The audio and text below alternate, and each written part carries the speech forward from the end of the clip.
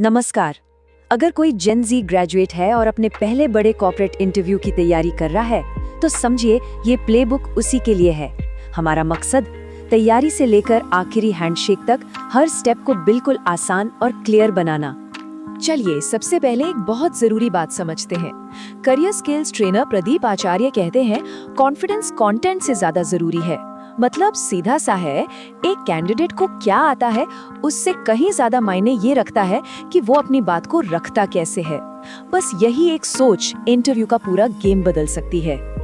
तो हम करेंगे क्या? सबसे पहले हम एक जीतने वाली मानसिकता बनाएंगे, फिर इंटरव्यू से पहले की तैयारी पर बात करेंगे।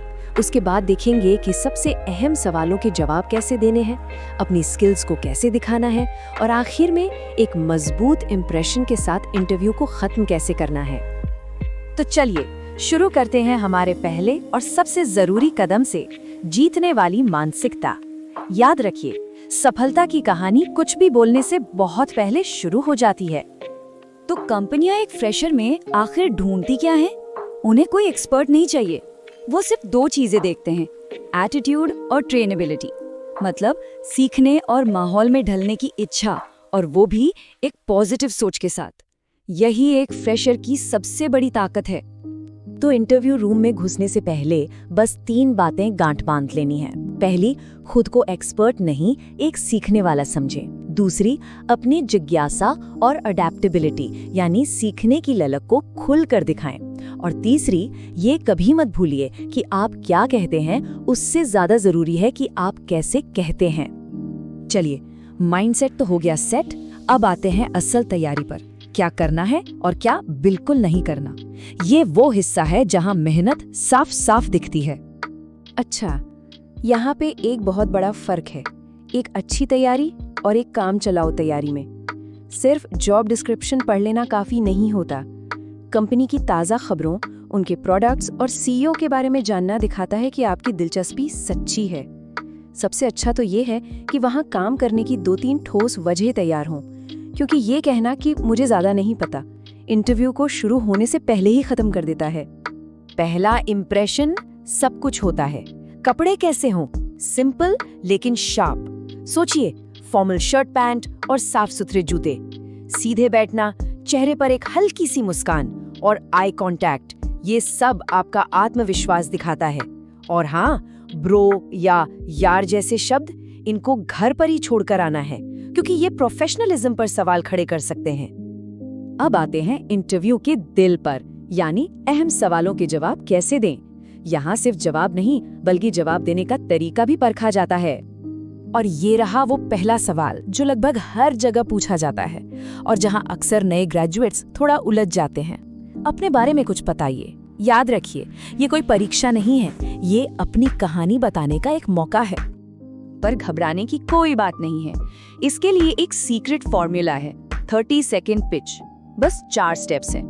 अपनी हाल की पढ़ाई से शुरू करें, फिर अपनी मुख्य स्किल्स बताएं, उसके बाद कोई एक खास उपलब्धि और आखिर में अपना करियर का लक्ष्य। बस। तो ये सुनने में कैसा लगेगा? कुछ ऐसा, मैंने हाल ही में बीकॉम से ग्रेजुएशन किया है। कॉलेज के दौरान मैंने XYZ पर एक टीम प्रोजेक्ट मैनेज किया था, जिससे मेरी कम्युनिकेशन और प्रॉब्लम सॉल्विंग स्किल्स बेहतर हुई। मैं अपना कॉर्पोरेट करियर शुरू करने के लिए उत्सुक हूँ, जहाँ मैं सीख सकूं और बिजनेस की ग्रोथ में योगदान दे सकूं। देखा, एकदम साफ, संक्षिप्त और टू द पॉइंट। अब आता है एक और क्लासिक सवाल जो असल में ईमानदारी और सेल्फ अवेयरनेस को परखता है। आपकी ताकत और कमजोरियां क्या हैं? यहाँ सारा खेल बैलेंस का है।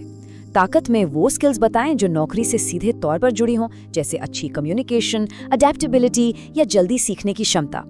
और कमजोरी के लिए कोई ऐसी चीज बतानी है जो असली लगे, लेकिन साथ में ये भी दिखाना है कि उस पे काम चल रहा है।